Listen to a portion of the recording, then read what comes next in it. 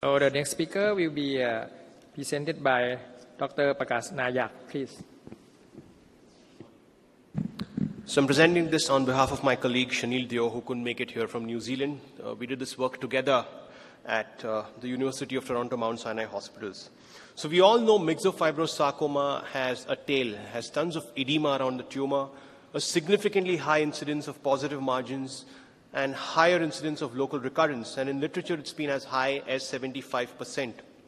So the goals of this study were to examine the local recurrence and overall outcome for patients of MFS treated at Mount Sinai and compare them to a historical cohort of conventional non-MFS soft tissue sarcoma. This was a prospectively collected database. We had about 145 Myxofibrosarcoma patients from 1989 to 2013 and about 1430 of non-MFS STS.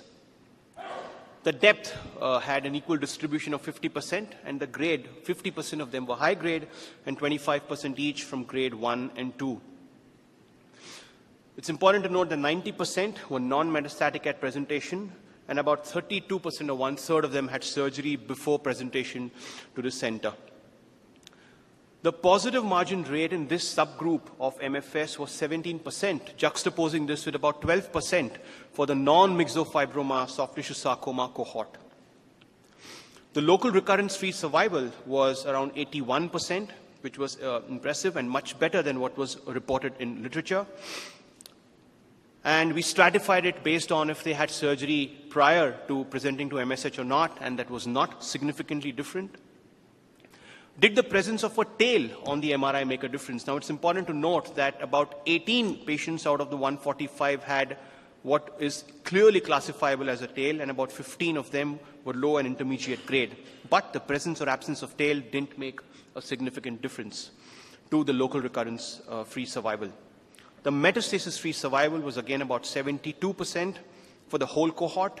The overall survival was about 67% for the whole cohort.